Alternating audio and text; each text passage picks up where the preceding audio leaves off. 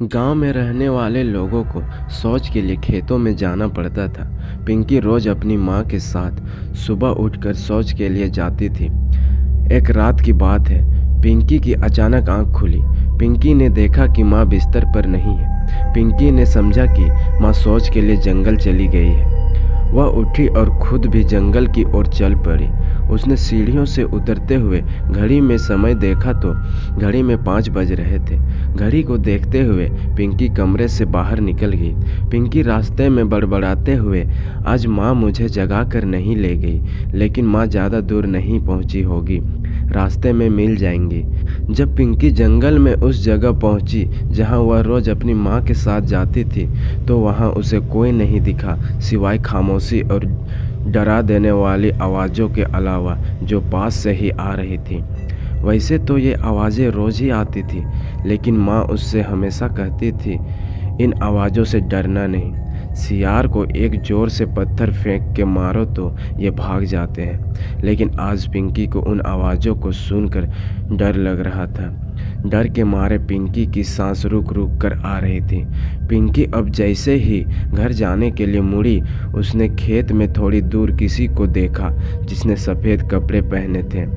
देखने से लग रहा था मानो कोई औरत हो।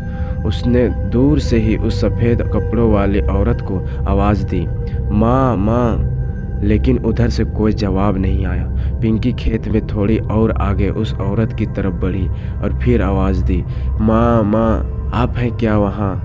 मैं आपसे बहुत गुस्सा हूँ। आज आप मुझे अपने साथ लेकर नहीं आए। पिंकी के इतना कहने के बाद भी वहाँ से कोई जवाब नहीं आया। पिंकी को बस उसकी चूड़ियों की आवाज़ आ रही थी। वह माँ का आभास उनकी चूड़ियों से कर लेती थी, लेकिन अब जिन चूड़ियों की आवाज़ उसके कानों में आ रही थी, वह उसकी माँ की चूड़ियों की आवाज़ नहीं थी। ना तो उधर से कोई आवाज़ आ रही थी, ना ही वह आवाज़ उसकी माँ की चूड़ियों की थी। यह सोचकर पिंकी घर वापस जाने लगी। जैसे ही वह खेत से बाहर निकली, वह साया उसे उसकी तरफ बढ़ता दिखा।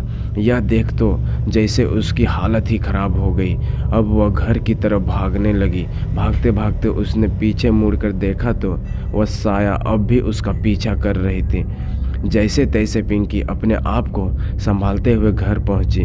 माँ ने देखा, ये लड़की ऐसे भागते हुए क्यों आ रही है। पिंकी से माँ ने कहा, क्या बात है बेटा, ऐसे क्यों भाग रही हो?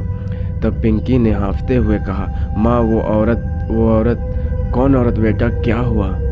आओ बैठो, पहले सांस ले लो, तब आराम से बताना बात क्या है। थोड़ी देर सांस लेने के बाद पानी पीकर पिंकी ने माँ को बताया, माँ आप आज जंगल नहीं गई? माँ ने कहा, नहीं, और तुम कहाँ गई थी? पिंकी ने कहा, मैं जंगल गई थी। माँ ने कहा, अकेले? पिंकी ने कहा, नहीं माँ, मैंने सोचा आप आज जल्दी चली गई थी जंगल, इसलिए आपके पीछे पीछे मैं भी चली गई।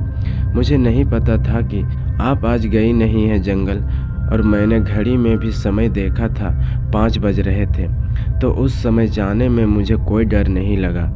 इस पर माँ ने कहा, लेकिन बेटा, घड़ी तो कल शाम के 5 बजे से ही बंद पड़ी है। अब तो पिंकी के पैरों तले जमीन निकल गई। अब वह समझ चुकी थी कि मैंने जो सफ़ेद कपड़ों में औरत देखी वो कोई इंसान नहीं थी। माँ ने पूछा भी कि क्या हुआ, तूने बताया नहीं? तब पिंकी राहत की सांस लेकर चुप हो गई और माँ से बोली, कोई बात नहीं माँ, मैं बस थोड़ा डर गई थी और कुछ नहीं। आज तक पिंकी उस हादसे को भूल नहीं पाई और शायद ना कभी भूल पाएगी। अगर कहानी अच्छी लगी है दोस्तों, तो वीडियो को लाइक, कमेंट एंड चैनल को सब्सक्राइब करके हमें सपोर्ट ज़रूर करें, ताकि हम आपके लिए ऐसे ही नई नई कहानियाँ लाते रहें। धन्यवाद दोस्तों।